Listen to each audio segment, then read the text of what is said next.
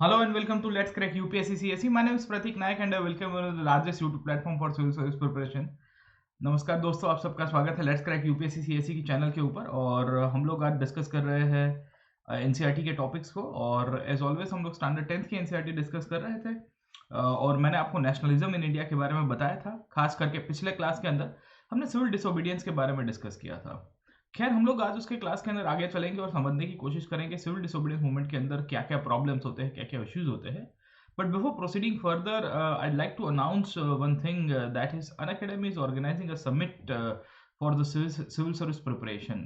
20 और 21 फरवरी को Unacademy summit organise कर रहा है, जहां इंडिया के top most iconic speakers, bureaucrats, public servants, साथों साथ पब्लिक लाइफ के साथ जुड़े हुए बहुत सारे एक्सपर्ट्स आएंगे। Unacademy की तरफ से जो एजुकेटर एक्सपर्ट्स है वो भी आपके साथ आएंगे।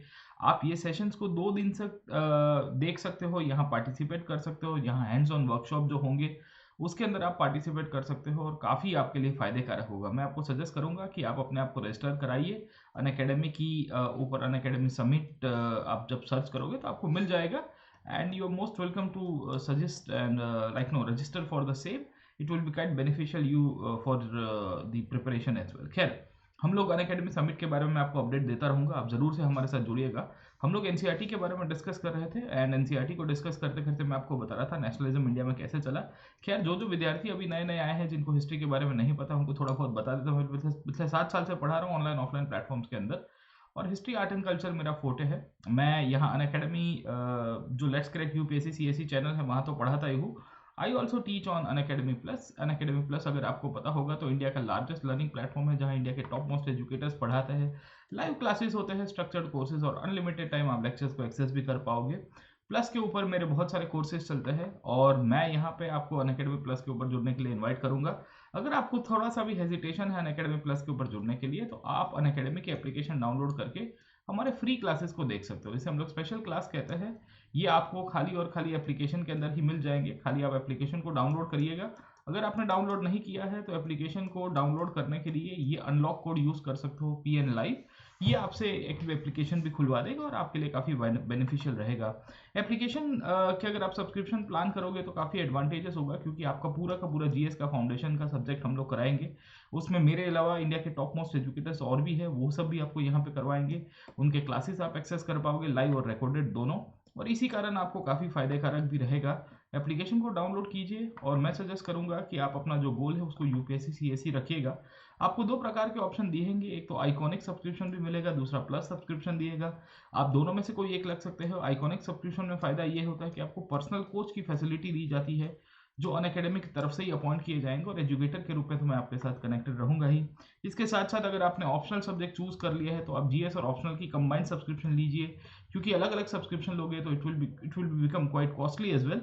पर दोनों का कंबाइंड सब्सक्रिप्शन आपको 70,000 के अंदर हो जाएगा। इसमें भी अगर आपने discount code PN live use किया है तो आपको 10% ऑफ भी मिल जाएगा। तो ये डिस्काउंट कोड है PN live, always you are suppose to use this, and आपको 10% ऑफ मिलेगा।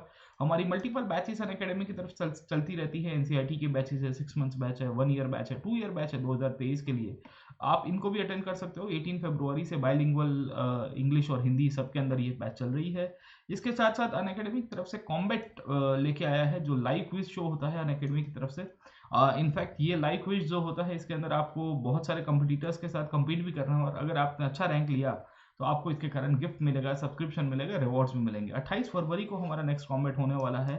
अगर आपने एप्लीकेशन डाउनलोड नहीं किया तो फिर से मैं कहूँगा कि ये आपके कोड को याद रखेगा, आपको यहाँ से काफ़ी फायदा मिल जाएगा। खैर, चलते हैं आगे। हम लोग पिछले क्लास में नेशनलिज्म की बात कर रहे थे और मैं आपको भारत के राष्ट्रवाद के बारे में पढ़ा रहा था कि इंडियन नेशनलिज्म कैसे चलता है, इंडियन नेशनलिज्म के अंदर फर्दर डेवलपमेंट कहाँ कहाँ से होता है। ठीक है, तो इन द प्रीवियस सेशन, जब हमने पिछले सेशंस के अंदर बात की थी आपको, तो आपको बताया था कि भारत का राष्ट्रवाद का जो आंदोलन है वो किस तरह से आगे चला और इंडियन नेशनलिज्म में किस तरह के चेंजेस आए। ठीक है, तो अगर आप थोड़ा बहुत पिछला टाइमलाइन का कंसेप्ट याद रखोगे तो फिर से मैं आपको समझाने की कोशिश करूंगा। 1915 से भारतीय राष्ट्रवाद के एक अंदर एक नया हमको मिलता है कि एनर्जी आती है। उसके पीछे का एक कारण एनसीईआरटी के पर्सपेक्टिव से देखेंगे तो गांधी की एंट्री होती है। गांधी उसके बाद मैंने आपको बताया था कि 3 सत्याग्रह करेंगे, चंपारण, अहमदाबाद और खेरा। उसके बाद 1919 तक आते आते गांधी जी ने रॉलेट का सत्याग्रह किया, और 1920 के अंदर गांधी जी क्या करते हैं साहब, नॉन कॉपरेशन मूवमेंट के अंदर इसके अंदर इंक्लूड करेंगे। ये नॉन कॉपरेशन के अंदर ही हमने आपको पिछले क्लास के अंदर बताया था कि खिलाफत का इशू भी इसके साथ मर्ज करने की कोशिश की थी गांधी ने। उसके बाद 1922 के अंदर फाइनली इसको स्टॉप किया गया और 1922 से लेकर 1930 तक का जो भारत है, ये पीरियड के अंदर बहुत सारे चेंजेस आए। खास करके इस समय के दौरान मैंने आपको पिछले क्लास के अंदर बताया था कि स्वराज पार्टी की स्थापना होना।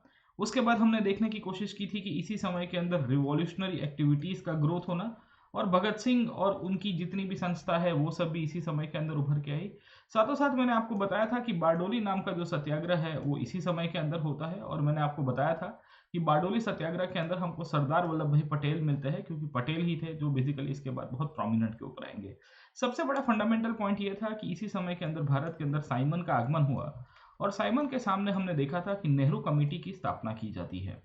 ये मोतीलाल नेहरू की अध्यक्षता में जो कमेटी बनाई गई थी, ये कमेटी ने बेसिकली अपना एक रिपोर्ट तैयार किया था जिसे हम लोग कहते हैं नेहरू रिपोर्ट। और नेहरू रिपोर्ट के द्वारा पहली बार भारत ने एक मांग स्वीकारी थी या मांग कही थी, वो थी इंडिया के लिए डोमिनेंस स्टेटस की तरफ लेके जाना। खैर ये डोमिनेंस स्टेटस से हम लोग एक स्टेप आगे जाते हैं।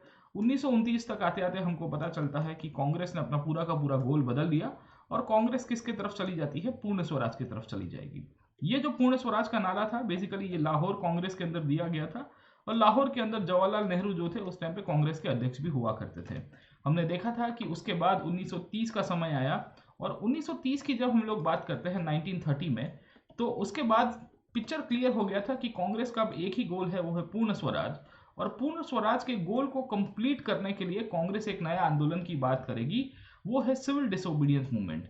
खैर सिविल डिसोबीडियंस मूवमेंट को चालू कराने से पहले गांधी जी इनफैक्ट 1930 के अंदर 31 जनवरी के दिन फाइनली एक 11 पॉइंट्स का लेटर लिखेंगे, और ये 11 पॉइंट्स की जो डिमांड थी ये वाइसरॉय इरविन को तत्कालीन रूप से भेजी जाती है, और उसको इनफैक्ट टाइम भी दिया जाता है कि आप 11 मार्च तक हमारी ये मांग को स्वीकार लीजिएगा, तो हम कोई आंदोलन नहीं करेंगे। वाइसरॉय इरविन ने उनकी मांगों को अस्वीकार किया, और इसी के कारण 12 मार्च 1930 के दिन हमको पता चलता है कि भारत के अंदर गांधी जी डिसाइड करते हैं कि मैं अहमदाबाद से आगे चलूंगा, और अहमदाबाद से आगे चलते हुए मैं जाऊंगा दांडी, और दांडी के अंदर जाके नमक का कानून तोड़ दूंगा। 6 अप्रैल 1930 के दिन गांधी जी इवेंचुअली आपको पता चलता है कि दांडी के अंदर पहुंचते हैं, और फिर वहां से ही उन्होंने नमक का कानून तोड़ा।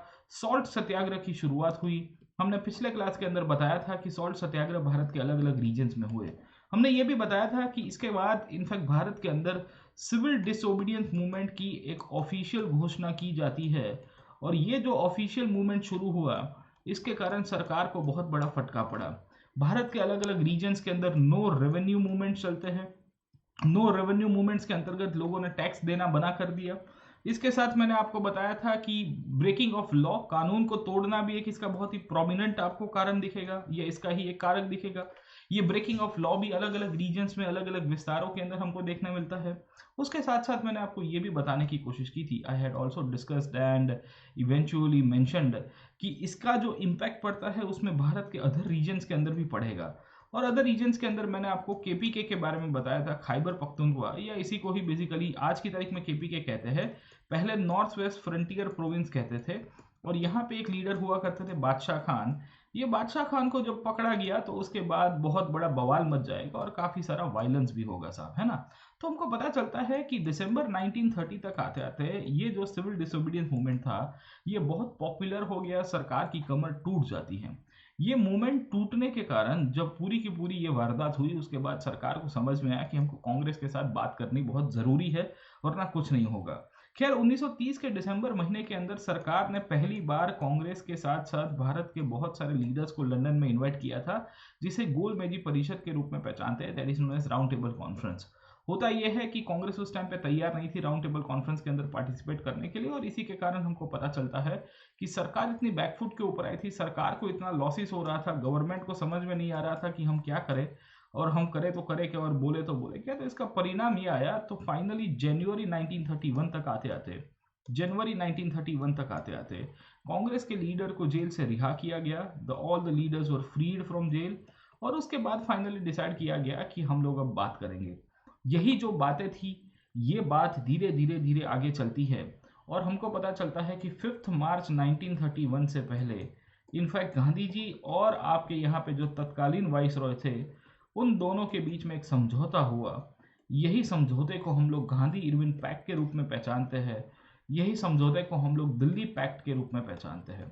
तो हमने पिछले सेशंस के अंदर ये जो दिल्ली पैक्ट क्या है, गांधी इरविन पैक्ट क्या है, उसके बारे में ऑलरेडी डिस्कस किया हुआ है।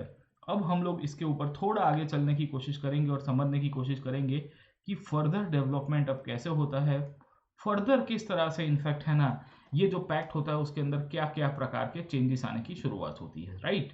चलिए आगे चलते हैं, लेट अस ट्राई टू सी कि इनफैक्ट ये जो पूरी की पूरी घटनाएं हुई उसमें किस किस प्रकार की इवेंट्स होती है, ठीक है। तो मैंने आपको ऑलरेडी बता दिया है कि नॉन कॉपरेशन मूवमेंट से सीडीएम किस तरह से डिफरेंशिएट करता है।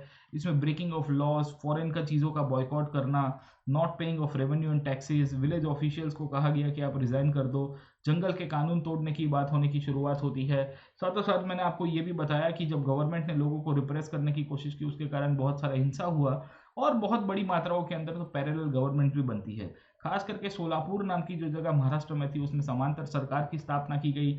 अब्दुल गफार खान जो बेसिकली बहुत ही प्रोमिनेंट लीडर हुआ करते थे आपके खैबर पख्तूनख्वा के, या इसी को ही नॉर्थ वेस्ट फ्रंटियर प्रोविंस के रूप में हम लोग आज पहचानते हैं, इनको अरेस्ट जब किया गया तो काफ़ी हिंसा भी होती है और काफ़ी बड़ी मात्रा में लोगों को पकड़ा गया।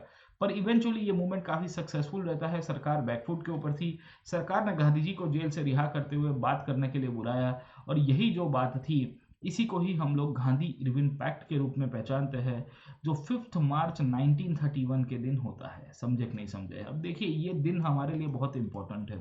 This day is very much important for us, क्योंकि ये दिन के बाद डिसाइड किया जाता है कि अब कांग्रेस के जो लीडर्स है अब कोई आंदोलन नहीं करेंगे।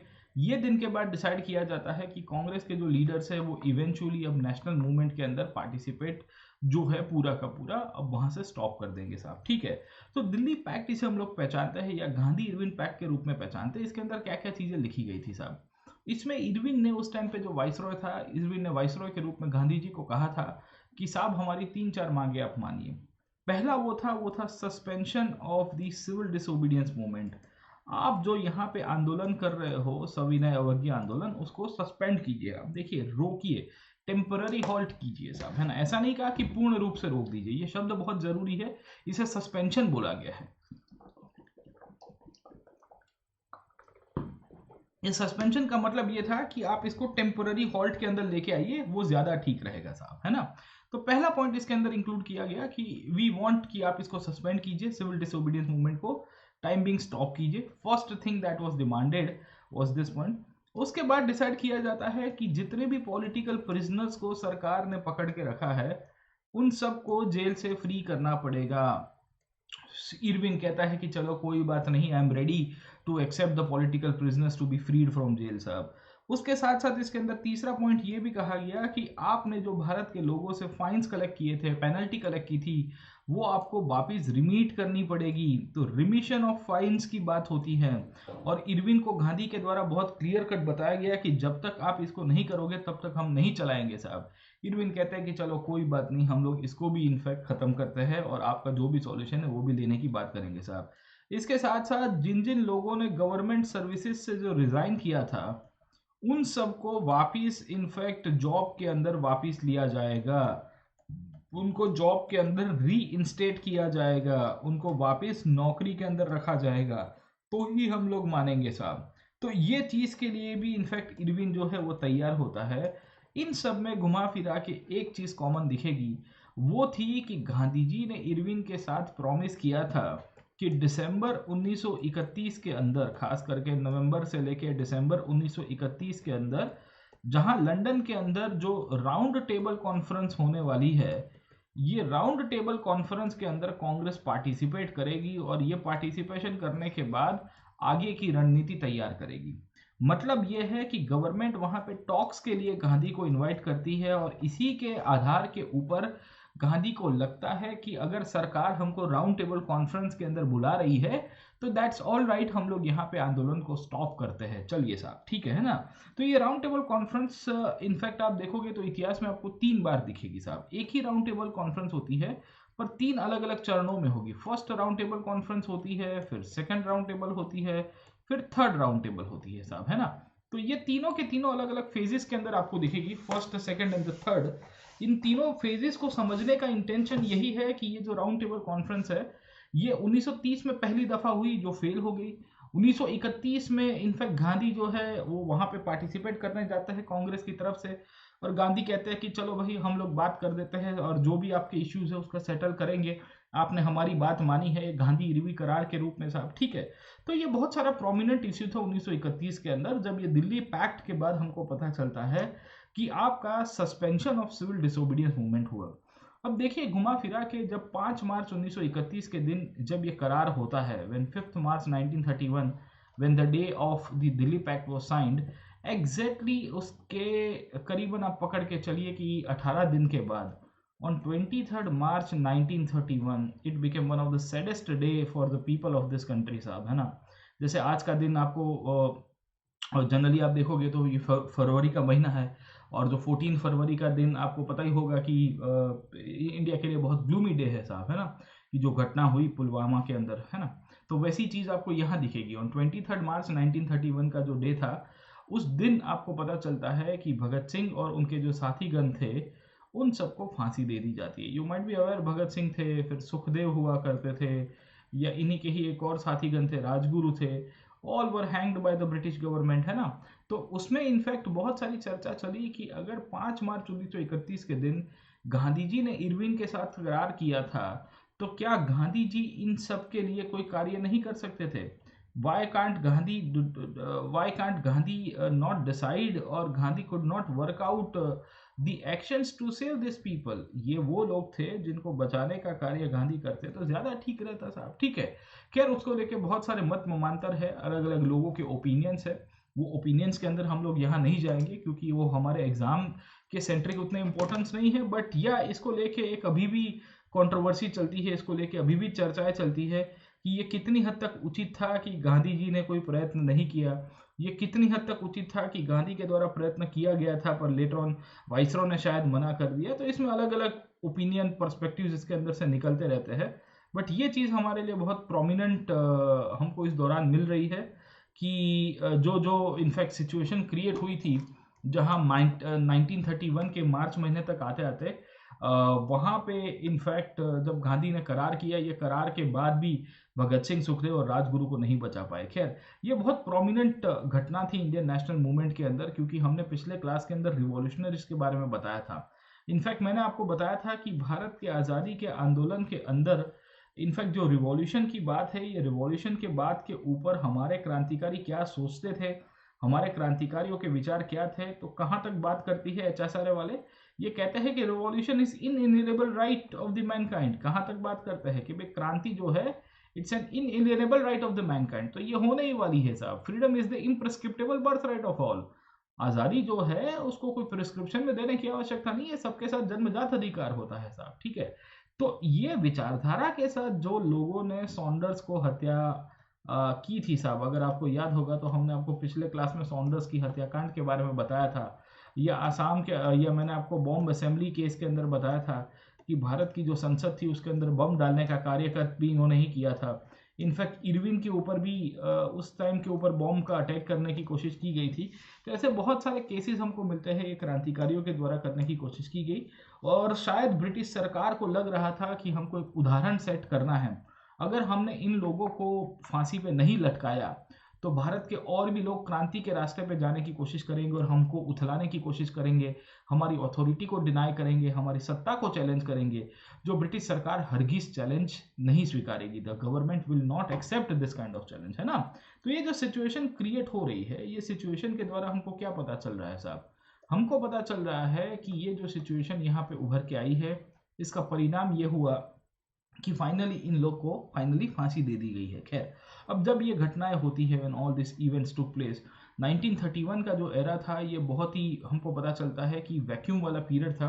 वैक्यूम वाला पीरियड इसके लिए क्योंकि जब ये घटनाएं हुई साहब, जब आपका दिल्ली का करार हुआ, उसके बाद ही ये सब कुछ हो रहा है। खैर उसके ऊपर कभी बाद में बात करेंगे। आप हमारे प्लस कोर्सेज के अंदर जुड़े गए तो इसके ऊपर अलग अलग डायमेंशंस आपको मिल जाएंगे, वो डायमेंशंस की बात भी हम लोग वहाँ पे करेंगे। चलिए साहब, ठीक है। तो ये याद रखेगा कि 1931 के अंदर गांधी इरविन पैक्ट होती है, इसे दिल्ली पैक्ट कहते हैं। दिल्ली पैक्ट इसके लिए क्योंकि ये दिल्ली के अंदर हुआ था, वाइसरॉय उस टाइम पे दिल्ली के अंदर रहते थे, तो this pact took place over there साहब, है ना।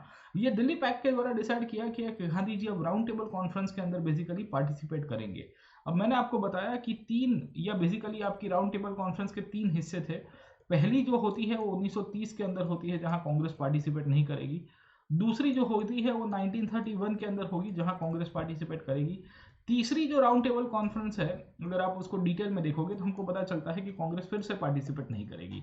तो खाली और खाली याद रखेगा कि दिल्ली पैक्ट का परिणाम ये हुआ कि 1931 के अंदर जो राउंड टेबल कॉन्फ्रेंस है उसमें कांग्रेस का पार्टिसिपेशन दिखेगा। Congress as a political body जो है वो उसमें भाग लेती है और वो कहती है कि हम यहाँ पे तैयार है आपके लिए, प्रोवाइडेड गवर्नमेंट हमारे जितने भी पॉलिटिकल प्रिजनर्स है उनको छोड़ दे साहब। अब देखिए ये शब्द बहुत इंपॉर्टेंट है। गांधी और इरविन के बीच में जो करार हुआ था, ये करार के अंदर लोगों को जेल से छोड़ने की तो बात हुई थी साहब, ठीक है, पर इसमें एक शब्द यूज किया गया है पॉलिटिकल प्रिजनर्स। अगर आप देखिए मैंने यहाँ स्लाइड्स के अंदर भी इंक्लूड किया हुआ है साहब, है ना। तो what do we find over here, यहाँ शब्द बहुत क्लियर कट लिखा गया है कि उन्हीं कैदियों को छोड़ा जाएगा जो राजकीय रूप से कैदी के रूप में पकड़े गए हैं। याद रखेगा साहब, ठीक है। Only those people will be like no freed by the government who are accused of political activities साहब। अब what do you mean by political activities my friend? Political activities का मतलब यह है कि अगर आप आंदोलन में भाग ले रहे थे और आपको पकड़ा गया है, अगर आप छिटपुट ब्रिटिश सरकार का विरोध कर रहे थे और उस दौरान आपको पकड़ा गया है, आप पिकेटिंग कर रहे थे आपको पकड़ा गया है, आप नारे लगा रहे थे आपको पकड़ा गया है, आप अपना प्रेस का पब्लिकेशन कर रहे थे, आपको न्यूज़पेपर छाप रहे थे, आपको पकड़ा गया है, इन सब केसेस के अंतर्गत जो जो मुकदमे चल रहे थे, उन सब जितने भी आंदोलनकारी लोग थे उन सबको छोड़ने की बात हुई है। समझ में आया आपको? तो ये चीज बहुत प्रोमिनेंट है, ये चीज हमारे लिए समझनी भी बहुत जरूरी है कि हम जब पॉलिटिकल प्रिजनर्स की बात करते हैं तो उसमें हमारे जो क्रांतिकारी नेता के लोग थे वो लोग पॉलिटिकल प्रिजनर्स नहीं हुआ करते थे। भगत सिंह, सुखदेव जी, राजगुरु जी की जब हम लोग बात करते हैं तो सरकार ने इनको कहा था कि ये लोग जो है ये सबके सब राजकीय रूप से कैदी के रूप में कंसीडर नहीं कर सकते। इन लोगों के ऊपर रिवॉल्यूशनरी एक्टिविटीज के अंदर भागीदारी लेने का चार्ज लगा था। पहला पॉइंट आप समझने की कोशिश करिए, they were charge of the revolutionary activities.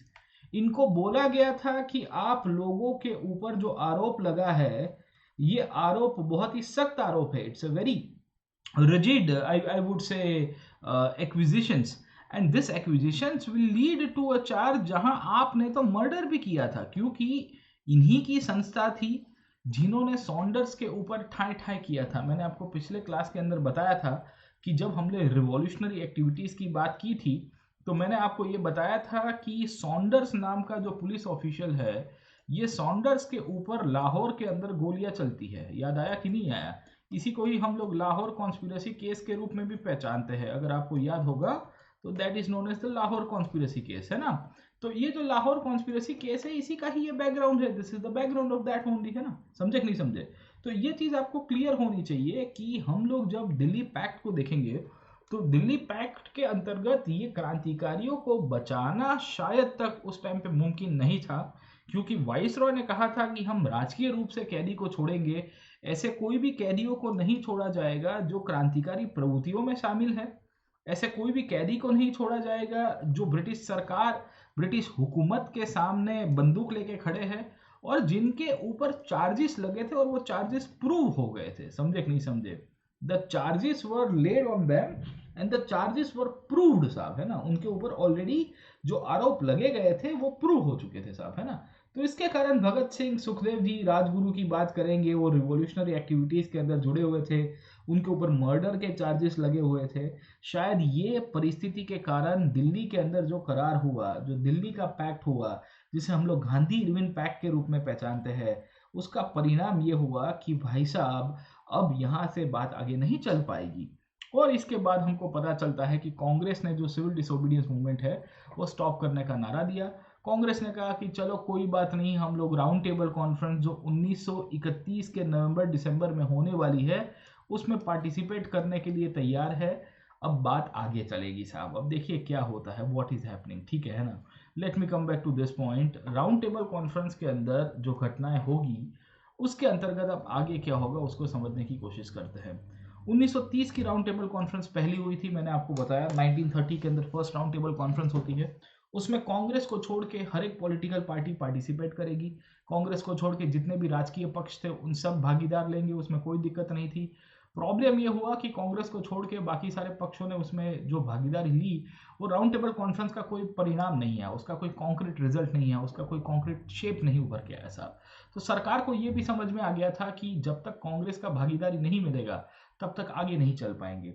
1930 के दिसंबर महीने तक आते आते गांधी जी यहाँ पे चले जाते हैं लंदन, और लंदन जाने के बाद वहाँ राउंड टेबल कॉन्फ्रेंस में भाग लेंगे। अब देखिए, ये राउंड टेबल कॉन्फ्रेंस की खासियत क्या हुआ करती थी, थोड़ा बहुत समझाता हूँ और आपको बताने की कोशिश करता हूँ कि राउंड टेबल कॉन्फ्रेंस कैसे चलते थे साहब, ठीक है ना।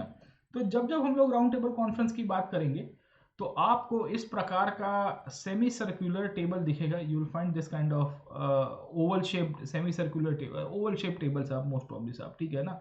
और फिर यहाँ एक बंदा बैठा है, यहाँ एक बंदा बैठा है, यहाँ बैठा है, सोशल डिस्टेंसिंग के साथ बैठते थे ना साहब, ठीक है। यहाँ बैठा हुआ है, यहाँ बैठा हुआ है, यहाँ बैठा हुआ है, यहाँ बैठा हुआ है, यहाँ बैठा हुआ है, यहाँ बैठा हुआ है, फिर यहाँ आपको एक दो मिल जाएंगे साहब, ठीक है ना। यहाँ आपको एक दो मिल जाएंगे, यहाँ एक दो मिलेगा, यहाँ एक मिलेगा साहब, ठीक है ना। तो ये आपकी राउंड टेबल कॉन्फ्रेंस इस तरह से होती थी साहब, ठीक है ना। इसको हम लोग आरटीसी के रूप में पहचानते हैं। तो ऐसे पूरा गोल टेबल नहीं था साहब, टेक्निकली आप देखोगे। अब इसमें क्या थे कि इसमें ब्रिटिश हुक्मरान के जो भी मेंबर्स है वो भी इसके अंदर पार्टिसिपेंट्स के रूप में बैठते थे। ऐसा नहीं था कि खाली और खाली इंडियंस ही थे, इसके अंदर ब्रिटिश मेंबर भी आपको दिखेंगे। तो खासियत ये थी कि ये राउंड टेबल कॉन्फ्रेंस के अंदर कुछ कुछ संख्या के अंदर जो लोग थे वो ब्रिटिश गवर्नमेंट को रिप्रेजेंट करने के लिए बैठे थे। से फॉर एग्जांपल आपको पता चलेगा कि इसमें से आधे से ज्यादा लोग ऐसे थे जो ब्रिटिश सरकार के प्रतिनिधि के रूप में थे या ब्रिटिश हुक्मरान के रूप में थे। उसके बाद हमको पता चलता है कि कुछ कुछ लोग इसमें इंडिया की अलग अलग पार्टी से भी हमको मिलेंगे। जैसे मुस्लिम लीग की बात करेंगे तो मुस्लिम लीग से दिखेंगे। जैसे आपको लिबरल पार्टी के रूप में आप देखोगे तो लिबरल पार्टी के लोग दिखेंगे।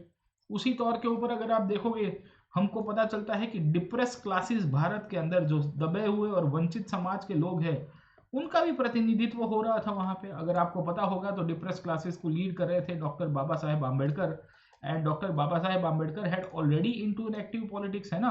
तो वो ऑलरेडी एक्टिव पॉलिटिक्स के अंदर तब तक आ चुके हैं और वो कहते हैं कि भाई भारत के अंदर जो वंचित समाज के लोग हैं साहब, जिनके साथ भेदभाव हो रहा है छुआछूत के नाम के ऊपर, ये भी एक बहुत बड़ा प्रोमिनेंट इश्यू था।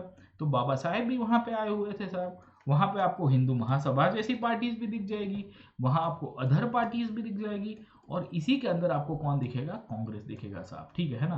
तो आप समझने की कोशिश करिए कि कांग्रेस अकेली नहीं थी यहाँ पे, इसमें बहुत सारे राजकीय पक्ष बैठे हुए थे। और ये जो डिस्कशंस थी इसमें 1930 के अंदर जब पहली चर्चा चली, when in 1930 when the first round table conference took place or the first meeting of the round table conference took place, the negotiation could not be concluded, क्योंकि बातें नहीं हुई, उसमें कांग्रेस ने पार्टिसिपेट नहीं किया था। 1931 में जब गांधी वापिस गए सेकंड राउंड टेबल कॉन्फ्रेंस के अंदर पार्टिसिपेट करने के लिए, तो उम्मीद की एक आशा जगी थी कि शायद भारत के लिए एक नया संविधान बन जाए, भारत के लिए एक नई राज्य व्यवस्था क्रिएट हो जाए, भारत के लोगों के लिए राजकीय रूप से बड़े सुधार हो जाए। पर सेकंड राउंड टेबल कॉन्फ्रेंस भी इनफैक्ट होती है फेल।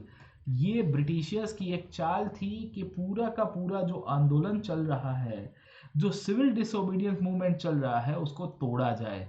और वो तोड़ने के लिए ही इनफैक्ट गांधी जी को कहा गया कि हम आपकी कुछ कुछ डिमांड मांगते हैं, पर आप हमारे साथ लंदन में बात करने के लिए आ जाइए। समझे कि नहीं दोस्तों, है ना। तो ये बहुत बड़ी साजिश आपको दिखेगी, ये बहुत बड़ी कॉन्स्पिरेसी आपको दिखेगी। ये जो साजिश और कॉन्स्पिरेसी की मैं जो बात कर रहा हूँ, ये बहुत प्रोमिनेंट घटनाएं हैं जिसके कारण भारत की जो आज़ादी का आंदोलन है उसको पंक्चर करने की कोशिश सरकार ने की थी। तो गांधी इरविन पैक्ट को जब हम लोग आज की तारीख में देखते हैं तो हमको पता चलता है कि it was part of the British conspiracy to break the momentum of the civil disobedience movement. अंग्रेजों ने एक कॉन्स्पिरेसी के तहत भारत के लोगों को कहा कि आप आंदोलन को सिमेट दीजिए, आप हमारे साथ लंदन में बात करने के लिए आइए। लंदन में बात करने के बाद जब सेकेंड राउंड टेबल कॉन्फ्रेंस में पता चला कि नतीजा हमको कुछ मिल नहीं रहा है, हमारी जो मांगे हुआ करती थी वो पूर्ण नहीं हो रही है, तो पिक्चर क्लियर हो गया था दोस्तों कि छोटी गंगा कह के नाले में कूदा दिया गया है हमको। We have been told that we are been given some kind of political reforms but the reality was कि वो पॉलिटिकल रिफॉर्म्स नहीं थे दोस्तों, वो छोटी गंगा कह के नाले में कुदाने की बात दिखेगी। और इसके कारण तो एनसीईआरटी लिखती है कि in December 1931 Gandhi ji went to London for the conference but the negotiations broke down and he return disappointed. अरे भाई साहब, आपने एक तो बढ़िया आंदोलन चल रहा था, आपने इरविन के कहवारे के ऊपर आने के या उनकी बातों में आके आपने करार कर दिया। करार करने के बाद आपको ये लगा कि चलो हम लोग बात करके आगे बात चलेगी, पर घुमा फिरा के क्या हो गया साहब, है ना। तो ये चीज़ याद रखिएगा, ब्रिटिश बहुत स्मार्ट थे। ये चीज़ याद रखिएगा कि ब्रिटिश बहुत शाणे थे। उनको ये चीज़ पता थी कि भारत के आंदोलन का मोमेंटम तोड़ना बहुत ज़रूरी है। 1930-31 में अगर मोमेंटम नहीं तोड़ा होता तो बहुत बड़ा फटका लग सकता था। It could have created a big impact on the British government and the British authority in India. British सरकार को, ब्रिटिश हुक्मरानों को भारतीय शासन व्यवस्था के तहत काफ़ी बड़ा इम्पैक्ट हो सकता था। इसके लिए इन्होंने नेगोशिएशन किया, थोड़ा गिव एंड टेक किया, ऊपर से इस बार थोड़ी और उदारदिली दर्शाई। They showed more, I would say, liberal perspective in giving to the Indians, और कहा कि देखो हम आपको ये देने के लिए तैयार है। रियलिटी ये थी कि ये देना नहीं था साहब, ये पूरा का पूरा लेने का मसला था साहब। और गांधी जी को तो ये लगा कि राउंड टेबल कॉन्फ्रेंस तो फेल हो गई है, अब करे तो करे क्या और बोले तो बोले क्या, समझे कि नहीं समझे, है ना। तो होता ये है कि जहाँ पे राउंड टेबल कॉन्फ्रेंस जब हुई 1931 के नवंबर दिसंबर के अंदर, ये राउंड टेबल कॉन्फ्रेंस पूरी तरह से फेल हो गई साहब, ठीक है ना। तो लेट मी राइट डाउन कि second round table conference fail होती है। फेल होती है मतलब ये है कि भारत के लोगों के लिए फेल होगी। ब्रिटिश हुक्मरानों के लिए तो ये अच्छी बात है कि चलो भाई रात गई बात गई साहब, है ना। अब सवाल ये आता है कि आगे क्या होगा। सवाल ये आता है कि गांधी अब किस तरह का रास्ता लेंगे। सवाल ये आता है कि भारत के लोगों के लिए जो एक नई उम्मीद जगी थी, वो उम्मीद के ऊपर तो पानी घूम जाएगा साहब पूरी तरह से। और होगा ये कि 1931 ऑनवर्ड से 1931-32 ऑनवर्ड से साहब, है ना, 1931 के दिसंबर महीना और उसके बाद आप देखोगे 1932 के जनवरी महीने के ऑनवर्ड से भारत के अंदर गांधी जी वापिस आके डिसाइड करते हैं, मैं second round of civil disobedience movement की शुरुआत करूंगा। क्या करूंगा साहब? Second round of civil disobedience movement. मतलब आपने मूवी देखे होंगे ना, बहुत सारे हिंदी मूवीज के अंदर आता है, एक रेस पिक्चर आती है, फिर रेस 2 आता है, रेस 3 आता है। तो भारत में भी ये होता है कि सिविल डिसोबीडियंस मूवमेंट जो गांधी जी ने स्टॉप किया था, वो स्टॉप को फिर से गांधी कहते हैं कि रीस्टार्ट करते हैं। Let us restart the civil disobedience movement, let us once again fight against the government, let us bring all the people to the roads, let us once again lead a mass movement against the government and this time we will achieve the goal of Purna Swaraj. अरे भाई साहब, आप जब second CDM कर रहे हो तो क्या आपको लगता है कि वही एनर्जी से लोग आपके साथ आएंगे? क्या आपको लगता है कि वही इनफैक्ट मोटिवेशन के साथ लोग आपके साथ जुड़ेंगे साहब? क्या आपको लगता है कि गवर्नमेंट जो है वो आपको अलाउ करेगी एक फिर से आंदोलन करने के लिए? Do you think that the government will allow you to once again start a movement? आपने 1930 में जो किया वो क्या 1932 में कर पाओगे? अरे नको बाबा। सरकार ने इस बार पूरा का पूरा एक पूरा हम लोग कह सकते हैं कि सेटअप क्रिएट करके रखा था। सरकार को पता था कि गांधी फिर से लोगों के साथ मोमेंटम बनाएंगे, लोगों को फिर से मोटिवेट कराएंगे, लोगों को फिर से कहेंगे कि बाहर रास्ते पे निकलो और हमको बॉयकॉट, प्रोटेस्ट, नॉन कॉपरेशन और कानून तोड़ना है। गवर्नमेंट एक ही झटके में डिसाइड करती है कि इसका अब एक ही सॉल्यूशन है कि सबको खुंदेल खुंदेल के मारना पड़ेगा साहब, समझे कि नहीं समझे। मास रिप्रेशन की शुरुआत हुई। गांधी जी ने 1932 के अंदर सिविल डिसोबीडियंस मूवमेंट को चलाने के लिए प्लान तो अच्छे से कर दिया। उन्होंने कहा भी सही कि हम इसका सेकंड पार्ट लॉन्च कर रहे हैं, पर सरकार इस टाइम पे तैयार थी कि भाई हम इसको अलाउ नहीं करेंगे। We will not allow you the same thing that you had done in the earlier phase साहब। And this is one of the reason हमको पता चलता है कि 1931 में एक साइड के ऊपर वहाँ लंदन के अंदर राउंड टेबल कॉन्फ्रेंस का फेल होना। भारत की जब हम लोग बात करेंगे तो भारत की शासन व्यवस्था के तहत गवर्नमेंट ने एक नया साइकिल ऑफ रिप्रेशन शुरू किया था। बहुत बड़ी मात्रा के अंदर हमको पता चलता है कि लोगों को जेल में डालने की शुरुआत की थी। इनफैक्ट बड़े बड़े कांग्रेस के नेता उस टाइम पे उत्तर पश्चिमी भारत के अंदर गफार खान, जिसे हम लोग बादशाह खान के रूप में पहचानते हैं, फ्रंटियर गांधी के रूप में पहचानते हैं, उनको उठा के जेल में डाल दिया। नेहरू जो उस टाइम पे दिग्गज कांग्रेस नेता के रूप में उभर के आ रहे थे, यूथ विंग ऑफ कांग्रेस के लीडर थे और काफी पॉपुलर थे, उनको भी उठा के जेल में डाल दिया। पूरी की पूरी कांग्रेस को इलीगल डिक्लेयर कर दी कि भाई ना रहेगा बांस ना बजेगी बांसुरी, कांग्रेस के साथ हमारा कोई अस्तित्व ही नहीं है। आप देखिए कि क्या हालत कर दी है साहब। जो सरकार मार्च 1931 के अंदर कांग्रेस के साथ करार कर रही थी, कांग्रेस के लीडर वाइसरॉय के साथ आंखों में आंखों डाल के बात कर रहे थे, आज वही सरकार, आप समझने की कोशिश करिए, तो कांग्रेस को पूरी तरह से नेस्त नाबूद करते हुए उसको इलीगल डिक्लेयर कर रही है और कह रही है कि तुम्हारा कोई अस्तित्व नहीं है हमारे सामने। आप सोचिए कि क्या हालत हो गई होगी। what could have been the condition of the Congress, what could have been the reality जब कांग्रेस की ये हालत हो जाती है साहब, है ना। अब कांग्रेस एक ऑर्गेनाइजेशन के रूप में काम ही नहीं कर पाएगी जब आपकी लीगलिटी ही खत्म कर दी गई है, आपका अस्तित्व ही खत्म कर दिया है।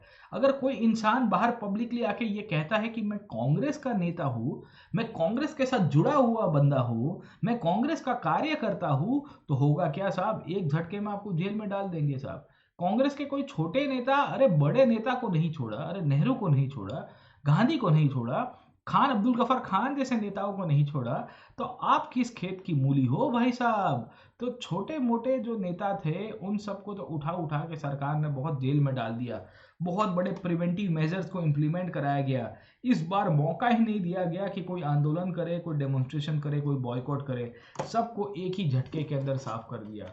तो सिविल डिसोबीडियंस मूवमेंट को जब हम लोग एक मैक्रो पर्सपेक्टिव से समझने की कोशिश करते हैं तो हमको एक चीज पता चलती है कि गांधी जी ने सिविल डिसोबीडियंस मूवमेंट को रीलॉन्च करने की कोशिश तो की, पर ये जो मूवमेंट है नहीं चल पाता है। 1934 तक आते आते ये मूवमेंट ने पूरी तरह से अपना मोमेंटम घुमा चुका था, अपनी वेलोसिटी घुमा चुका था, अपना डायरेक्शन घुमा चुका था साहब, है ना। तो स्केलर फोर्स और वेक्टर फोर्स की तरह हमको पता चलता है, ना इसकी वेलोसिटी रहती है, ना इसका डायरेक्शन रहता है, ना इसकी दिशा रहती है, ना इसकी दशा रहती है। और इस तरह से हमको पता चलता है कि जो सिविल डिसोबीडियंस मूवमेंट जो था, जो बहुत मजबूत तरह से ब्रिटिश सरकार के सामने आंदोलन के रूप में पैदा हुआ और जो बहुत भारी मात्रा में चला, वो फाइनली हमको पता चलता है कि कंक्लूड हो जाएगा। सो इस तरह से we come to know that, पूरी तरह से हमको पता चलता है कि सिविल डिसोबीडियंस मूवमेंट का कंक्लूजन हुआ। ये सिविल डिसोबीडियंस मूवमेंट अब धीरे धीरे धीरे डिसिपेट हो जाएगा, इसकी जो एनर्जी थी वो भी पूरी तरह से खत्म हो जाती है, समझे आप लोग, ठीक है। अब देखिए बहुत इंटरेस्टिंगली कांग्रेस के अंदर फोटोग्राफ दिया गया है कि meeting of the Congress leaders at Allahabad in 1931। In fact Allahabad Anand Bhawan अगर आपको पता होगा तो वहां नेहरू जी का फैमिली रहता था।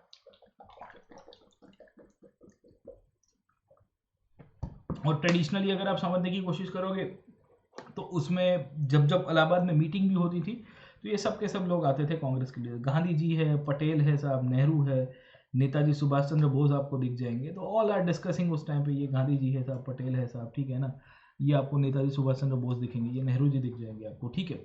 1930 के अंदर हमको पता चलता है कि बहुत बड़ी मात्रा के अंदर सप्रेशन हुआ, पुलिस को बुलाया गया और पूरी तरह से लॉ एंड ऑर्डर को कंट्रोल में लाया गया। अब देखिए कि ये जो मूवमेंट है, ये मूवमेंट तो खत्म हो गया। ये मूवमेंट तो 1932 तक आते आते, या 32 नहीं, मैं कहूँगा 34 तक आते आते फाइनली कंक्लूड हो जाता है। अब हमारे लिए इसके अंदर से प्रश्न कहाँ से आते हैं, तो आप समझने की कोशिश करिए। इसके जो क्वेश्चंस है, ये क्वेश्चंस को हम लोग थोड़ी देर के बाद डिस्कस करते हैं, नेक्स्ट क्लास के अंदर डिस्कस करेंगे और मैं आपको इसके ऊपर थोड़ा और डिटेल में लेके जाने की कोशिश करूंगा। हमारे लिए प्रश्न ये आते हैं कि ये मूवमेंट कैसे चलता है, ये मूवमेंट में किन किन लोगों ने पार्टिसिपेट किया था, पहला प्रश्न। दूसरा हमको ये भी पूछा जा सकता है कि ये मूवमेंट के अंतर्गत, अंडर दिस मूवमेंट, इसमें जो पार्टिसिपेंट्स थे इन्होंने ये मूवमेंट को किस दिशा में देखा, किस तरह से देखा, ये मूवमेंट के अंदर इन्होंने क्या क्या नए आयाम लेके आए हैं साहब, ठीक है ना। तो इसके अंदर स्वराज का आइडिया क्या क्या हुआ करता था साहब, ठीक है। तो let us go to this point and let us try to understand how the participants saw the movement, है ना।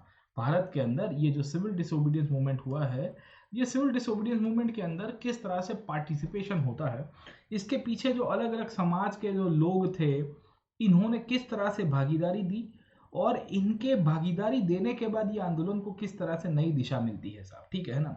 सो इसका एक सेकेंड पार्ट हमको दिखेगा। अब देखिए अभी तक हमने क्या पढ़ा है, what we have studied as of now, ठीक है ना। मैं आपको ये भी बता देता हूँ, आधे लोग को तो, काफ़ी लोग को तो कन्फ्यूजन होता है कि सर हम हिस्ट्री में कैसे पढ़ते हैं। अब देखिए आप कोई भी हिस्ट्री के अंदर टॉपिक को पढ़ोगे, when ever you will be studying any topic in history साहब, ठीक है, तो आपको एक चीज़ बता देता हूँ कि हिस्ट्री का अगर आपको कोई भी टॉपिक को पढ़ना है तो आप दो तरह से पढ़ सकते हो साहब। पहला पॉइंट है कि आप हिस्ट्री में वेन को याद रखिए, जो एक बहुत प्रोमिनेंट चीज़ है, पर वेन आपको ऑटोमेटिकली याद रहेगा। दूसरा आता है बेसिकली किसने ये आंदोलन किया, ये भी आपके लिए ज़रूरी है साहब। तीसरा हमारे लिए इंपॉर्टेंट हिस्ट्री के अंदर जो एस्पेक्ट निकल के आता है वेन हु के बाद, वो आता है आपका वाई साहब, ये आंदोलन क्यों हुआ था। जैसे मैंने आपको बताया कि सिविल डिसोबीडियंस मूवमेंट की बात करते हैं, तो ये सिविल डिसोबीडियंस मूवमेंट क्यों होता है, उसके पीछे के कारण क्या थे, what was the significance behind that, उसके बारे में मैंने आपको बताने की कोशिश की कि ये जो सिविल डिसोबीडियंस मूवमेंट था, जो सविनय अवज्ञा आंदोलन के रूप में हम लोग आज की तारीख में पहचानते हैं, उसके पीछे का कारण, उसके पीछे का जो इंटेंशन, वो क्यों किस तरह से चलता है, उसको मैंने आपको बताया अभी साहब कि उसके पीछे का जो इंटेंशन था वो था कि भारत को पूर्ण स्वराज की तरफ लेके जाना और भारत की आज़ादी के आंदोलन में कंप्लीट इंडिपेंडेंस को अचीव करवाना था। अब सवाल ये था कि इसमें जो आंदोलन होता है, ये आंदोलन क्या पूरे भारत के अंदर हुआ था या भारत के अलग अलग प्रदेशों में हुआ था, डिफरेंट रीजन्स के अंदर ये आंदोलन होता है, ये भी एक बहुत प्रोमिनेंट क्वेश्चन हो जाता है, यहाँ से आपको पूछा जा सकता है।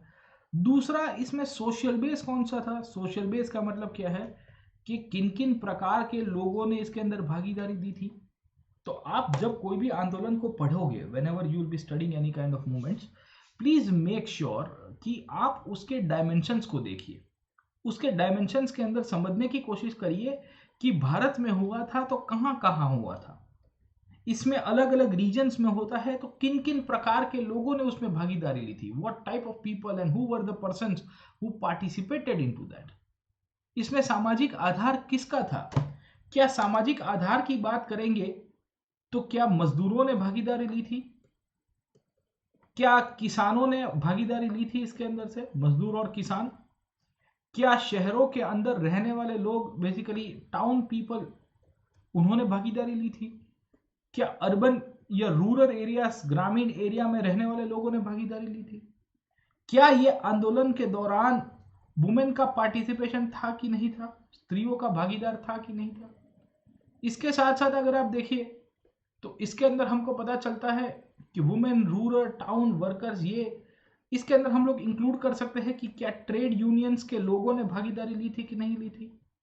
इसके अंदर से आपको एक और डायमेंशन निकलता है, क्या भारत के इंडस्ट्रियलिस्ट जो पूंजीपति के लोग थे, क्या इन्होंने भागीदारी दी थी साहब। तो आप देखिए कि कितने सारे डायमेंशंस है। इससे ही हमको पता चलता है कि आपका आंदोलन था ये कैसे होने वाला है, how the movement took place. ये मूवमेंट में पार्टिसिपेट करने वाले लोग कौन कौन थे, कोई एक विशेष प्रकार के लोग थे, विशेष समाज के लोग थे, विशेष जाति के लोग थे, were they people of a particular caste, community, region, religion. Civil disobedience movement के अंदर पूरे भारत के अंदर एस्पेक्ट मिलता है या खाली एक विशेष राज्यों के अंदर दिखा। तो हम कह सकते हैं कि सिविल डिसोबीडियंस मूवमेंट जो था उसका इम्पैक्ट ऑल इंडिया में बहुत होता है। We find all India impact more compare to the regional impact. समझे कि नहीं समझे। और इसमें जो भागीदारी लेने वाले लोग हैं, the person who had participate in the civil disobedience movement, उनका भी योगदान पूछा जा सकता है। दे कैन आस्क यू कि इनमें से कौन कौन था, किस तरह से पार्टिसिपेट करता है। समझे कि नहीं समझे। तो ये बहुत प्रोमिनेंट है। आप जब भी इनफैक्ट हिस्ट्री को पढ़िए तो आपको how, why, who, when including आप समझने की कोशिश करोगे तो आपको विच दिख जाएगा। 4W+1H का कंसेप्ट आपको ज़्यादा याद रखना है। इसमें वॉट भी इंक्लूड कर सकते हो, you can also include the what as well, ठीक है ना। तो 5W+1H का कंसेप्ट आपको ज़्यादा दिखेगा। When, who, why, which and what. इसके अंदर वेर इंक्लूड करना है तो वेर भी कर सकते हो ऐसे तो, और वेर के कंसेप्ट से भी आपको काफ़ी सारी चीज़ें समझ में आएगी। खैर, अब आप देखिए कि ये जितना भी आप हिस्ट्री के इवेंट्स को देखते हो, कोई भी मूवमेंट्स को देखोगे, आप नॉन कॉपरेशन मूवमेंट को देख लो या सिविल डिसोबीडियंस मूवमेंट को देख लो या आप क्विट इंडिया मूवमेंट को देख लो, इन सब को आपको इस तरह से तोड़ ताड़ के पढ़ना है। You are suppose to basically break it down, और उसको ब्रेक करके उसको तोड़ ताड़ के पढ़ोगे तो ज़्यादा प्रोमिनेंस के ऊपर आएगा ज़्यादा रेलेवेंस के ऊपर आएगा। खैर जो भी है, अब let us go back to the civil disobedience movement. मैं आपको समझा रहा था कि सिविल डिसोबीडियंस मूवमेंट के अंदर किन किन लोगों ने पार्टिसिपेट किया और उनका पार्टिसिपेशन का सिग्निफिकेंस किस तरह से चलता है, ठीक है, और उनके पार्टिसिपेशन से क्या इम्पैक्ट भी पड़ती है, और इम्पैक्ट के अंतर्गत जो अलग अलग प्रकार के लोग हैं उनका क्या योगदान रहेगा साहब, ठीक है ना। तो बेसिकली एनसीईआरटी इसमें 2-3 पॉइंट बताती है। एनसीईआरटी कहता है कि let us now look at the different groups that participate in the social disobedience civil disobedience movement. किन किन लोगों ने पार्टिसिपेट किया था, why did they join the movement, क्यों इन लोगों ने आंदोलन के अंदर भाग लिया। अगर मैं कहता हूँ कि अगर पीजेंट्स ने पार्टिसिपेट किया है तो पीजेंट्स ने क्यों पार्टिसिपेट किया, पीजेंट्स का कोई अपना कारण होगा साहब। अगर बेसिकली मजदूर वर्ग भारत के अंदर ये आंदोलन के अंदर भागीदारी ले रहा है, when they are participating, even they had their own reasons behind participation. In fact समझे कि नहीं समझे, तो ये बहुत प्रोमिनेंट चीज आपको समझ में आनी चाहिए। इनके क्या सिद्धांत हुआ करते थे, ये किस आधार के ऊपर आंदोलन में जुड़ते हैं, इनके लिए स्वराज का क्या इंपॉर्टेंस है, ये क्या स्वराज का मतलब गांधी जी ने जो लोगों को बताया था पूर्ण स्वराज साहब, ये पूर्ण स्वराज के साथ ही जुड़े हुए थे। जैसे हमने देखा था कि 1919 के अंदर जब स्वराज की बात की जाएगी तो हमको क्या पता चल रहा है, in the year 1919 we come to know that the idea of swaraj was not clear to the masses. Bharat के लोगों के लिए स्वराज का आइडिया उस टाइम पे क्लियर था ही नहीं, और लोगों को अलग अलग विचार आ रहे थे कि स्वराज का मतलब ये, स्वराज का मतलब वो, फला, स्वराज का मतलब फला ढीम का साहब, समझे कि नहीं समझे। तो ये बहुत सारी प्रोमिनेंट चीजें आपको यहाँ पे इसके अंदर से दिखती रहती है। And this is how we need to understand कि जो 1920 का जो समय है और 1932 का जो समय है उसमें अलग अलग लोग पार्टिसिपेट करेंगे। Social base of the movement always will change, और सोशल बेस जनरली अगर आप देखोगे तो 1920 से लेके 1932 तक आते आते एक्सपांड हुआ है। एक्सपांड होने का मतलब है कि अब अलग अलग प्रकार के किसान भी भागीदारी करेंगे, वो भी इसके अंदर अपना योगदान देंगे साहब, ठीक है। अब आप देखिए कि आपको यहाँ से प्रीलिम्स का क्वेश्चन पूछ देगा, आपको पता भी नहीं चलेगा कि किन किन लोगों ने पार्टिसिपेशन किया था साहब, ठीक है। अब बहुत इंटरेस्टिंग बात आपको पता चलती है कि भारत के ग्रामीण विस्तारों के अंदर, in the country side, the rich peasant communities like the Patidars of Gujarat and the Jats of Uttar Pradesh were active in the movement. अब देखो, this is a very important fact, ये हमारे लिए बहुत इंपॉर्टेंट हो जाती है। आपको पूछा जा सकता है कि इनमें से कौन सी कम्युनिटीज के द्वारा आज़ादी के आंदोलन के तहत जो सविनय अवज्ञा आंदोलन हुआ था उसमें योगदान दिया था साहब, ठीक है ना। अब समझ में आता है कि इन लोगों ने क्यों पार्टिसिपेट किया साहब। ये तो अमीर लोग हैं साहब, ये पाटीदार कम्युनिटी आप देखोगे तो आज की तारीख के अंदर भी आपको काफ़ी prominent and politically fluent, economically well to do community दिखेगी साहब। उसी तौर के ऊपर अगर आप समझने की कोशिश करोगे, आपको जाट कम्युनिटी दिखती है साहब यूपी के अंदर, यूपी हरियाणा वाले रीजन के अंदर, western UP and Haryana region के अंदर, ये भी काफ़ी अच्छे लोग हैं। अब सारी भाषा में ये लोगों के पास ज़मीन की कोई कमी नहीं थी साहब, लैंड इनके पास काफ़ी ठीक हुआ करती थी। लैंड ठीक हुआ करती थी, इसके लिए इनकी फाइनेंशियल या इकोनॉमिक कंडीशन अगर आप देखोगे तो ये भी ठीक लगती है। मतलब हम लोग कह सकते हैं कि compare to the other peasants of the country, Bharat के बाकी सारे विस्तारों के अंदर जो किसान आए हुए उनसे तो इनकी स्थिति अच्छी हुआ करती थी। अगर अच्छी स्थिति का किसान भागीदारी ले रहा है, when a rich peasant in participating, what does that signify? When the rich peasant is participating, what does that signify? That signifies कि अब अमीर किसान पार्टिसिपेट कर रहा है तो गरीब तो करेगा ही साहब। अमीर की कमर टूट गई है तो गरीब की तो क्या हालत हो गई होगी। अब ये लोगों ने बेसिकली क्यों इनफैक्ट पार्टिसिपेशन किया था, तो ये लोग मेनली आप समझने की कोशिश करोगे तो कमर्शियल एग्रीकल्चर में बहुत जुड़े हुए थे।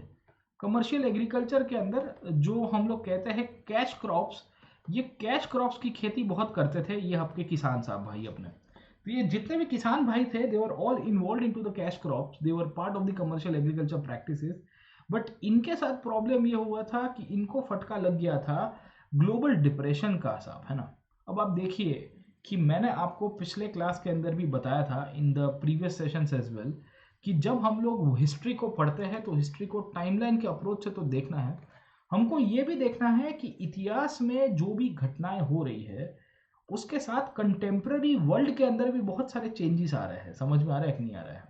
मैं आपको ये समझाने की कोशिश कर रहा हूँ कि इतिहास में जो भी इनफैक्ट भारत के अंदर हो रहा है उसके समकालीन दुनिया के अंदर भी बहुत सारे चेंजेस आ रहे हैं। There are multiple changes which are going in the world as well. ये जो मल्टीपल चेंजेस दुनिया के कोने कोने में हो रहे हैं कंटेम्प्रेरी वर्ल्ड के अंदर, उसमें अगर आपको याद होगा तो 1928 ऑनवर्ड से एक घटना होती है जिसे हम लोग कहते हैं ग्लोबल डिप्रेशन साहब। आपने ये पढ़ा भी होगा, जो अमेरिका के अंदर से शुरू हुआ था और अमेरिका से ऑलमोस्ट पूरी दुनिया में इसकी इम्पैक्ट होती है साहब। ग्लोबल डिप्रेशन का मतलब एक ऐसी अर्थव्यवस्था की स्थिति जहां आपके यहाँ पे उत्पादन जो है, अब उत्पादन की जो कीमतें हैं वो कम होने की शुरुआत होती है। The prices of the commodities are getting down. अब why the prices are the commodity of getting down? Because वहां पे डिमांड करने वाला जो वर्ग था, खास करके अमेरिका के अंदर जो डिमांड करने वाला वर्ग था, उनकी कमर टूट चुकी थी, वो बहुत ही खराब स्थिति में आ चुके थे। And because the demand generating work in America, the class in America was facing so much of economic crisis, वहाँ पे प्रोडक्शन का मिसमैच हुआ, प्राइजेस डाउन गए। वहाँ अमेरिका के अंदर प्राइजेस डाउन जाते हैं, ग्लोबल बहुत सारी ट्रेड इम्बैलेंस क्रिएट होती है। उसके कारण इंडिया के अंदर जो एक्सपोर्ट्स हो रहे थे, इंडिया के अंदर जो प्रोडक्शन की डिमांड होनी चाहिए साहब, वो भी धीरे धीरे धीरे इम्पैक्ट हो जाती है। तो this is one of the reasons we see कि यहाँ भारत के किसानों को अमेरिका और अमेरिका के बाद पूरे विश्व के अंदर आया जो ग्लोबल डिप्रेशन का था, उसका असर होता है। हमारे जो किसान थे, they were known for basically growing cotton. In fact ये कॉटन फार्मर्स थे गुजरात वाले रीजन के अंदर। आपको जो पाटीदार कम्युनिटी दिखेगी वो उस टाइम पे कपास की खेती करते थे, और ब्रिटिशर्स ने कपास की खेती के बहुत बड़े बड़े यहाँ पे कॉन्ट्रैक्ट्स भी देके रखे थे इनिशियली। सो हमको क्या दिख रहा है, what we can see over here? हमको दिख रहा है कि ये जो कमर्शियल एग्रीकल्चर का जो पूरा बेसिस है वो टूट गया, और यहाँ जो कॉटन फार्मर्स थे उनकी कमर तोड़ दी जाती है। उनके यहाँ पे जो कैश की इनकम थी वो पूरी तरह से डिसअपियर हो गई, और उनको जब यहाँ पे डिमांड ही नहीं हो पाई, उनके जो कमोडिटीज है उसकी प्राइसेस बहुत डाउन चली गई हैं, और सरकार उनके सामने कह रही है कि बेटा तुमको तो रेवेन्यू देना पड़ेगा, क्योंकि रेवेन्यू के बिना हम स्वीकारेंगे नहीं कुछ भी चीज़। गवर्नमेंट का तो एक ही चीज थी साहब, है ना, क्राइम मास्टर गोगो नाम है मेरा, मुगेम्बो का भतीजा। आया हो तो कुछ तो लेके जाऊंगा साहब, मैं यहाँ पे मुगेम्बो के भतीजे के रूप में आपसे रेवेन्यू लूंगा। प्राइस बढ़े हो कि कम हो गए हो, सरकार को आय चाहिए, सरकार को अपनी इनकम चाहिए, सरकार को और कुछ पड़ी ही नहीं है साहब। तो ये जो स्थिति का जन्म हुआ है, ये जो परिस्थिति का वर्णन मैं बात कर रहा हूँ, ये बहुत ही खराब था, और इसी के परिणाम स्वरूप हमको पता चलता है कि भारत के अंदर जो किसान का वर्ग था, ये किसान का वर्ग बहुत बुरी तरह से परेशान हो गया था। And this is one of the reasons कि जब आपके यहाँ पे इनफैक्ट भारत के लोगों ने उस टाइम पे गवर्नमेंट को अप्लाई किया, गवर्नमेंट को बोला कि सर हम लोग को इस साल रिमिशन दे दो, सर हमको इस साल मुक्ति दे दो, सर हम लोग इस साल आपको रेवेन्यू नहीं दे पाएंगे, तो ब्रिटिशर्स ने कुछ नहीं किया साहब। And this is the prime reason we see when the government refused to reduce the revenue demand. सरकार ने जो रेवेन्यू की डिमांड थी उसको रिड्यूस करने से मना कर दिया, तो उसके कारण बहुत वाइड स्प्रेड रिसेंटमेंट होता है, बहुत बड़ा आंदोलन हुआ, बहुत बड़े इश्यूज हुए। And this is the prime reason we come to know that Bharat के अंदर अमीर हो या गरीब किसान हो, खास करके अमीर किसानों की बात करेंगे, इन्होंने पार्टिसिपेट किया। उसके पीछे का कारण ये था कि उनको वहाँ पे जो प्राइजेस मिलने चाहिए वो नहीं मिल रहे थे, इनकी पूरी इकोनॉमिक कंडीशन ख़राब हो चुकी थी, इनकी पूरी फाइनेंशियल कंडीशन ख़राब हुई थी, और इसके लिए अपने अपने जो कम्युनिटी के लीडर्स थे वो सबको इकट्ठा किया और कहा कि हमको यहाँ पे पार्टिसिपेट करना पड़ेगा साहब। समझे कि नहीं समझे? Getting my point? तो इनका एक ही टारगेट था कि सरकार हमको रेवेन्यू से मुक्ति दे दे, सरकार हमको रेवेन्यू से मुक्ति दे दे। इस साल जो हाई रेवेन्यू का सरकार ने टारगेट रखा है वो हमसे ना लिया जाए। The government should not take this much high revenue from us. हमारा यही मेन गोल है, that is the fundamental goal for us. समझ में आया आपको? ठीक है, तो ये बहुत प्रोमिनेंट चीज आपको यहाँ पे दिखेगी, जो सिविल डिसोबीडियंस मूवमेंट का बहुत अल्टीमेट आउटकम आपको दिखता है साहब। ठीक है ना? तो what do we find over here? हमको ये चीज बहुत क्लियर कट समझ में आ रही है कि सिविल डिसोबीडियंस मूवमेंट के कारण सरकार के ऊपर काफ़ी प्रभाव पड़ता है, सरकार के अंदर और उनके बाहर जो लोग थे वो आंदोलन अलग अलग रीत से कर रहे थे। इनफैक्ट कुछ कुछ किसान ऐसे थे अमीर किसानों के अंदर जिनको पैसा देने से फ़र्क नहीं पड़ रहा था, पर इनको पता था कि अगर हमने नो रेवेन्यू कैंपेन चलाना है तो we should have unity among our self, क्योंकि अगर एक बंदे ने भी यहाँ पे सरकार को रेवेन्यू दे दिया, if a single individual is giving the revenue to the government, what will it lead to? It will lead to a very bad situation, फिर सबको देना पड़ेगा। ये तो यूनिटी है ना साहब, getting my point. So this is one of the reasons कि एट टाइम्स इनके जो भी बहुत सारे मेंबर्स थे वो रिलेक्टेंट थे। रिलेक्टेंट का मतलब ये था कि वो तैयार नहीं थे कि वो सरकार को रेवेन्यू ना दे दे, वो ready to pay up the revenue. उनको बोला गया कि बेटा तुम रेवेन्यू दोगे ना तो तुम्हारा बॉयकॉट कर देंगे साहब, और तुम्हारा तो बॉयकॉट करेंगे, तुमको गांव के बाहर निकाल देंगे, समझे आप लोग, ठीक है। तो ये बहुत सारी चीज़ें हमको यहाँ से दिखती है। ये जो अमीर किसान थे ये लोग बेसिकली सिविल डिसोबीडियंस मूवमेंट में पार्टिसिपेट करते हैं, पर इनके लिए स्वराज जो था वो था हाई रेवेन्यू से। सरकार जो इनसे लगान ले रही थी, सरकार इनसे जो आयकर ले रही थी, जो टैक्स ले रही थी, इससे इनको मुक्ति चाहिए थी, समझे आप, ठीक है ना। तो व्हाट डू वी फाइंड, हमको पता चलता है कि ये जो अमीर किसान है इनका अपना अलग अलग ओपिनियन था, इनका अलग अलग आंदोलन था। इनफैक्ट इन लोगों को काफ़ी नाराज़गी भी होती है जब 1930 के अंदर गांधी इरविन पैक्ट हुआ, और गांधी इरविन पैक्ट के अंतर्गत जब यहाँ पे करार हुआ तो उसमें एग्रीकल्चर को लेके कोई डिस्कशन नहीं हुआ था।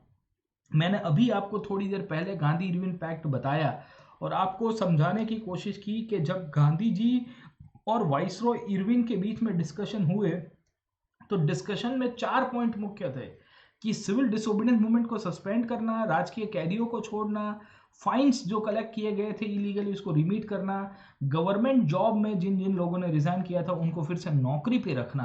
पर इसमें कहीं पे किसानों का मुद्दा आपको नहीं दिखेगा, और इसके लिए भारत के किसान जो सिविल डिसोबीडियंस मूवमेंट में पार्टिसिपेट करते हैं उनको लग रहा था कि सरकार के साथ गांधी जी ने जो करार किया, ये करार में हमारी बात तो भूल गए, समझे कि नहीं समझे। The government basically and the Gandhi who had a discussion in Delhi under the Gandhi-Irwin Pact, this pact was very much good. In fact उसकी कोई प्रॉब्लम नहीं थी। प्रॉब्लम ये था कि उस समय के दौरान इनफैक्ट गांधी जी ने जो इरविन के साथ करार किया उसमें जो रेवेन्यू रेट्स की जो बात थी वो तो इरविन के साथ होती ही नहीं है। And this is one of the reasons we find कि ये किसान बहुत नाराज होते हैं, और इसकी नाराज़गी गांधी जी को झेलनी पड़ी। कैसे झेलनी पड़ी? तो अभी थोड़ी देर पहले मैंने आपको बताया कि 1932 के अंदर जब गांधी जी ने CDM का सेकेंड पार्ट लॉन्च किया, व्हेन Gandhi ji launch the CDM 2.0 civil disobedience movement का सेकेंड पार्ट, तो हमको पता चलता है कि देयर वाज नो पार्टिसिपेशन और very lack of participation from the peasant community, क्योंकि पीजेंट्स को लग रहा था कि गांधी जी ने हमारे साथ चीटिंग किया है। गांधी जी ने हमको पार्टिसिपेट करवाया आंदोलन के अंदर और वो अपनी जो मांग थी वो स्वीकार के आगे चल जाते हैं, पर किसानों की मांग को भूल गए हैं साहब, है ना। तो इसके कारण CDM 2.0 ऑलरेडी एक तो खड्डे में चला गया था। गवर्नमेंट ने सप्रेशन तो बहुत बुरी मात्रा में कर दिया था, सरकार ने उसके ऊपर बहुत बुरी तरह से सप्रेशन किया, और उसमें भी इनफैक्ट हमको पता चलता है कि अब किसान भी नाराज है। किसान को पता चल गया कि भाई हमारे साथ जो हुआ है वो बहुत गलत हुआ है। तो इसके कारण जब CDM का सेकंड मूवमेंट चलता है, it was when it was restarted into 1932, CDM का सीक्वल जब लॉन्च किया गया गांधी जी के द्वारा, many of them refuse to participate, कह दिया कि हमको नहीं करना साहब, है ना, समझे कि नहीं समझे, गेटिंग माय पॉइंट। तो ये कंडीशन आपको यहाँ पे हो जाती है। We come to know that the rich peasants could not find the outcome for themselves, उनके लिए जो डिजायर्ड आउटकम था वो नहीं हो पाता है, समझे कि नहीं समझे। अब उसके सामने जो भारत के दूसरा किसान का वर्ग था साहब, getting my point, the second class of peasantry were the poor peasants. अब देखिए कि CDM के अंदर मैंने आपको बताया कि जो पार्टिसिपेशन है वो भारत के अलग अलग लोग करेंगे, अलग अलग हिसाब से करेंगे साहब, ठीक है ना। तो मैंने आपको बताया कि जो CDM की हम लोग बात कर रहे हैं उसमें किन किन लोगों ने पार्टिसिपेट किया, तो मैंने आपको पीजेंट्स की बात की। अब पीजेंट्स में दो प्रकार के पीजेंट्स की बात की गई है किताब के अंदर साहब। एक पीजेंट्स है जिसे हम लोग कहते हैं रिच पीजेंट्स, जो अमीर पीजेंट्स है। दूसरे पीजेंट्स है जिसे हम लोग क्या कहते हैं, पुअर पीजेंट्स, जो गरीब पीजेंट्स है साहब, ठीक है। अब समझने की कोशिश करिए कि जो पुअर पीजेंट्स है, the peasants who are not, I would say good, the peasants who are already basically getting exploited, उनकी क्या कंडीशन है साहब, ठीक है। तो रिच पीजेंट्स की जो डिमांड थी इनकी डिमांड ये थी कि आप रेवेन्यू जो ले रहे हो वो रेवेन्यू को लोअर कर दो। लोअर करने का मतलब ये है कि बेसिकली कम कर दो साहब, ठीक है। दूसरे, भारत के पुअर पीजेंट्स से छोटे किसान। अब पुअर पीजेंट्स की खासियत क्या होती है साहब, इनके पास जो लैंड होल्डिंग की साइज होगी वो बहुत छोटी होगी। लैंड होल्डिंग की जो साइज होगी वो कैसी होगी, स्मॉल साइज के अंदर इनका किसान होगा। जनरली 1 हेक्टर या उससे भी छोटी जगह के अंदर ये खेती करने वाले लोग होंगे। तो we do not find much of the bigger sizes साहब, समझे कि नहीं समझे। तो एक तो लैंड होल्डिंग का इश्यू आपको दिखेगा साहब। दूसरा, हम लोग पुअर पीजेंट्स की कंडीशन देखते हैं तो इनके पास ना ही कोई पैसा होता है, इनके पास ना ही कोई मशीनरी होती है, ना ही कोई कैपिटल होता है जो एग्रीकल्चर के अंदर लगा पाए साहब, समझे कि नहीं समझे। दूसरा, इनमें से बहुत सारे लोग ऐसे थे जो रेंट एग्रीमेंट के तहत खेती किया करते थे। रेंट एग्रीमेंट्स के तहत का मतलब क्या होता है साहब, है ना। कभी कभी हमको पता चलता है कि ओनरशिप ऑफ लैंड उनके पास होती ही नहीं थी साहब। जमीन की जो मालिकी है वो किसी और के पास रहेगी। सारी भाषा में हमको पता चलता है कि एक बड़ा जमींदार है, एक जमींदार ने अपनी जो बड़ी सी जमीन का टुकड़ा है, से फॉर एग्जांपल एक जमीन का टुकड़ा है, ये जमीन का टुकड़ा अलग अलग लोगों के अंदर उसने बांट दिया है। He has divided the land into different different peasants. एक किसान यहाँ है, एक किसान यहाँ, एक किसान यहाँ, एक यहाँ पे, एक यहाँ पे है और एक यहाँ पे है, समझे कि नहीं समझे। इस तरह से उसने पूरी की पूरी लैंड को डिवाइड किया है।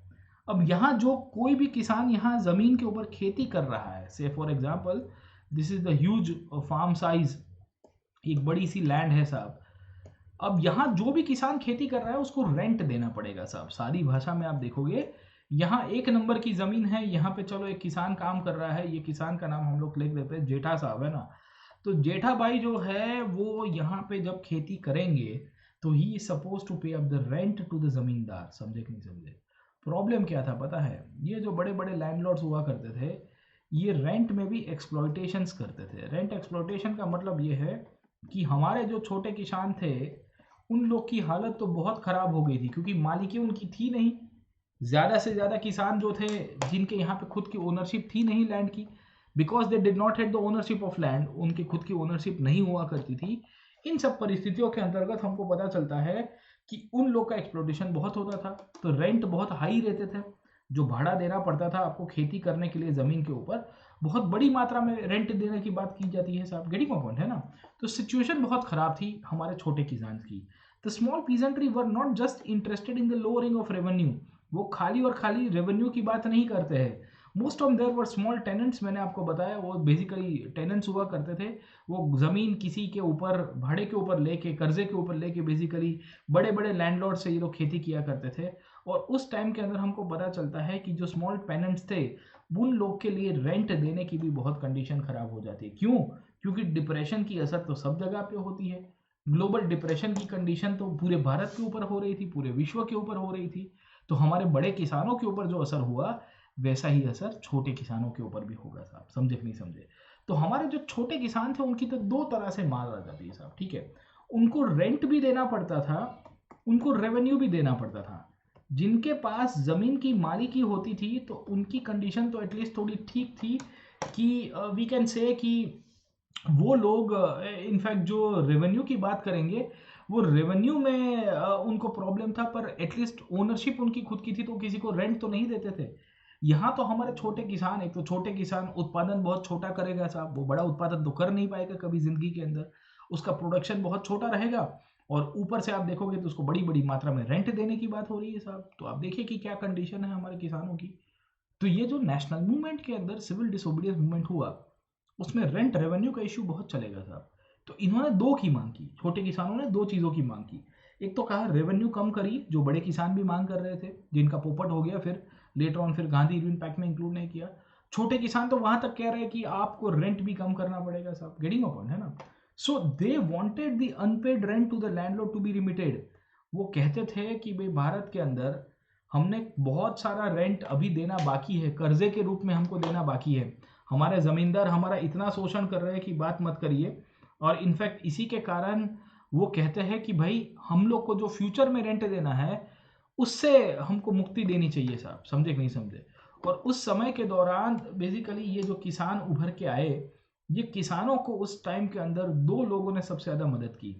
एक तो भारत के अंदर कम्युनिस्ट पार्टीज और सोशलिस्ट पार्टी का जो ग्रोथ हो रहा था, इन लोग के जो भी मूवमेंट हो रहे थे, इन लोग के द्वारा जो भी ऑर्गेनाइजेशंस बन रहे थे, इन्होंने कहा कि हम किसान भाइयों के साथ है, किसानों का शोषण बहुत क्लियर कट है, और इसके कारण वी सी कि इनका भी एक अलग से आंदोलन चलता रहता है। समझे कि नहीं समझे? गेटिंग माय पॉइंट है ना?